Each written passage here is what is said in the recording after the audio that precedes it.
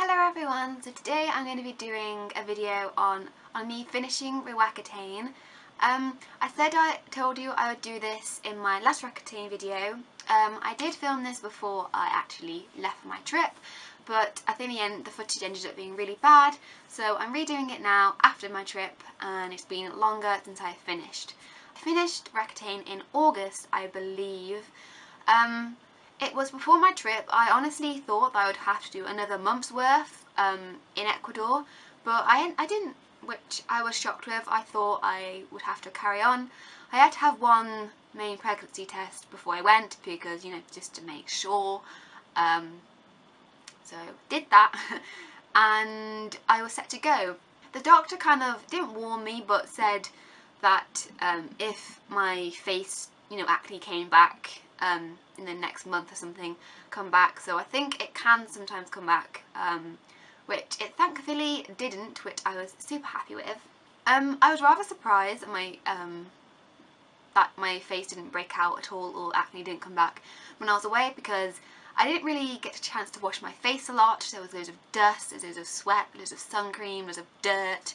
So I was really surprised that I didn't break out that much. I broke out a little bit, just one spot or something, which was quite good, and now when I came back my skin's looking alright. I'm going to remove my foundation to actually show you what my skin looks like, but the lighting is quite harsh here, so you might not be able to see my skin in like HD. So I'm going to get my micellar water. It feels so good to not have dry lips. My dry lips cleared up very quickly, which felt amazing. If I had my dry lips while I was in Ecuador, I would have died because it would have been horrible. And I also didn't actually wear any makeup really when I was away. I wore it sometimes if I really wanted to, but I didn't really fully wear it. And I took a CC cream with me, so it was very light on the skin anyway. So that is all my foundation, powder, concealer off. I don't know if you're going to be able to tell in this lighting, but my skin is mostly clear. I have a few little scars from my acne, which is not a big deal. It's not very noticeable. I do have this thing coming. I think this is a spot, but it's nothing bad. All I have now is a red face because I do have a naturally red face anyway, and my bad dark under eyes. But it's a lot better than what it was before, because my skin was super bad. Even in some of my old videos you can see the spots and stuff underneath my foundation, so it's a lot better than it was.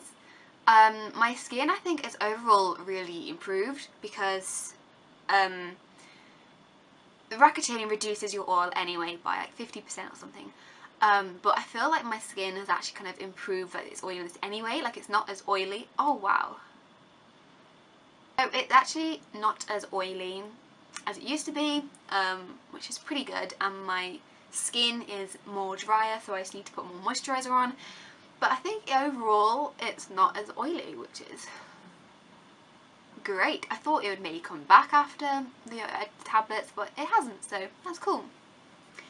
So I'm just really happy with the results, and it feels like it was ages ago since I started. I think it's been a year since I actually started the tablets, or just under a year. And I'm really happy with it, even though my skin is not 100% flawless now, like it's not picture perfect, it is 100% better than it was. And when I was away and doing project work, I didn't feel really insecure when I didn't have makeup on, because one, everyone just didn't bother putting makeup on, and two, I didn't really feel like it was really bad, so I felt a lot more confident about it, and I wore hardly any makeup at all. And even some days I've worn none and I don't really care, and it's just been great. So if you're struggling with your skin, like I said in my last video, I'd really recommend Roacutane, because, you know, you could always stop taking them if you are struggling. If you are just really like struggling really bad, you could always stop. Oh wow. Seriously. My last video on Roacutane was my first 3 months, so it was in June, and now it is November, and I think I am maybe 3 months finished.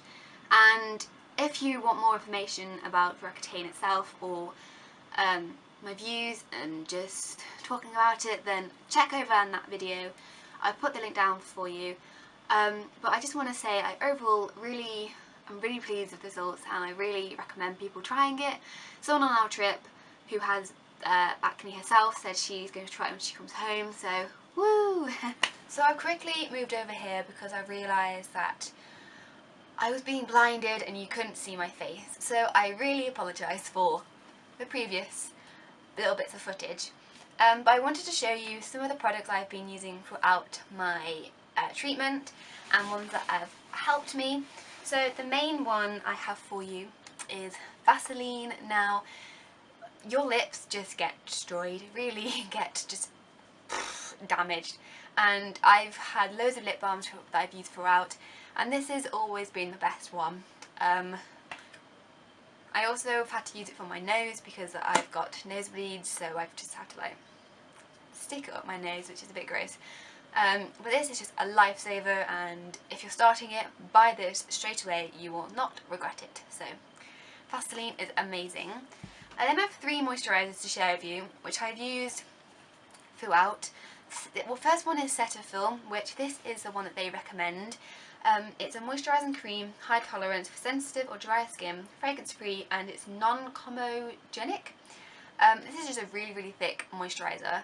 Your face skin can get really dry, so this is just quite good. I've gone through 2 of these, I think, and they're just really good, and they recommend. Another one I've used throughout is the Ives Timeless Skin Collagen Elastin Moisturiser. I have basically finished this now, and I really like this one. It just felt really good on the skin, and was once again another good product. I then took this moisturiser with me on my trip because I didn't want to take a massive one, like I didn't want to carry this with me, so I just bought this one, which is the Olay Anti-Wrinkle Firm and Lift Day Lotion, and it has SPF 15 in it, which is great. I actually really like this. I thought it did it well. I didn't always put moisturiser on because I always forgot.